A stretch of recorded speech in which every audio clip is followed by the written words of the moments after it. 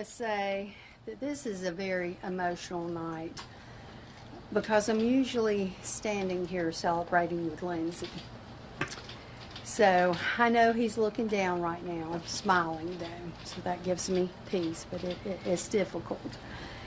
Secondly, I want to say thank you. Thank you to God for carrying my family and me through some of the most challenging times we've ever had the past few weeks. It's been extremely difficult. Thank you to my husband Larry, my two daughters Emily and Nicole, and Kyle, my son-in-law, and my beautiful grandson Copeland had to leave because it was getting a little late for him, but they were here earlier. Thank you to my staff, my official Senate staff, and my campaign team for standing by me and supporting me. I could not have gotten through the past few weeks without you. I want to thank President Trump. His steadfast support and his complete and total endorsement means so much to me. He knows that I will stand with him and fight for his agenda just like Lindsay did. I also want to thank my opponents, especially Russell Fry and Mark Sanford. They ran a good race. Most importantly, I want to thank the Republican voters of South Carolina for having confidence in me. I look forward to the next 2 weeks, meeting with you, listening to your concerns, and telling you more about me and my conservative values. I decided to answer the call to serve because South Carolina and President Trump need a leader who's tough, principled, and will fight to advance our conservative values in Washington. Lindsay and I grew up in one room in the back of a bar and liquor store where our parents worked long, hard hours to earn a living. That's where we learned a strong work ethic and the value of a dollar. From a young age, our parents taught us that you're not given anything in life, and no one owes you anything. If you want something, you work for it. That's how I've tried to live my life. I've spent my career serving the people of South Carolina. For the past 7 years, I led an agency dedicated to helping South Carolinians who are blind or visually impaired find employment, become more independent, and have the opportunity to provide for themselves and their families. I took a struggling agency and turned it into a national model. I never expected that career of service would lead me to the United States Senate. I certainly never expected it would happen under these circumstances. I've only been on the job in Washington for 3 weeks, and I've already passed a major piece of bipartisan legislation through the Senate that meant so much to Lindsay, the Russia sanctions bill, which I believe will end the bloodshed in Ukraine and keep Americans safer. I was also the deciding vote to confirm President Trump's Attorney General nominee, Todd Blanche. Some politicians never get a major piece of their legislation passed, so I've already accomplished more in a few weeks than many do in decades. So I'm very proud of that. So when President Trump and others asked me to run for a full term in the Senate, I prayed hard about it. I knew I could not sit on the sidelines. That's not how Lindsay and I were raised. That's not who I am. I'm a fighter. Here's what South Carolinians should know about me. I'm a conservative Republican. I'm not a career politician. I know how families are struggling to make ends meet because I've been there too. I have 2 daughters with health problems, so I know what it feels like to have outrageous medical bills. I know there's not one business in the country that would let you put everything on credit like we do today with the federal budget. You have to show an ID to check out a library book, so why wouldn't you have to show an ID to vote? That's why the first bill I co-sponsored was the Save America Act.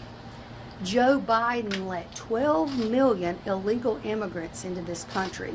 President Trump and I are going to walk them right back out. I believe that if you want to come to the United States, you do it legally, and if you want to stay here, you respect our American values. I support the right to life.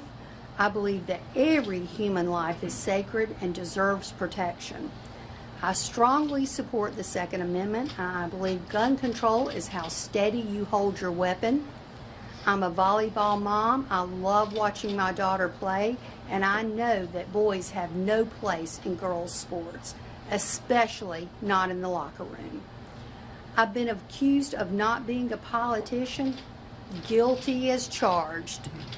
I will spend the next 2 weeks of this runoff meeting with voters and, unlike some politicians, listening to their concerns. Yes, listening to their concerns. This seat belongs to the people of South Carolina, and I will work hard to earn your vote. This runoff will be a sprint and a team effort, and I certainly can't do this alone. So I'm asking you to go to darlinegraham.com to join my campaign, volunteer, and contribute $5, $10. Again, that's darlinegraham.com. If you didn't vote for me today, I will work to earn your vote in the runoff. Thank you for voting. Thank you so very much for your prayers. May God continue to bless this great state of South Carolina.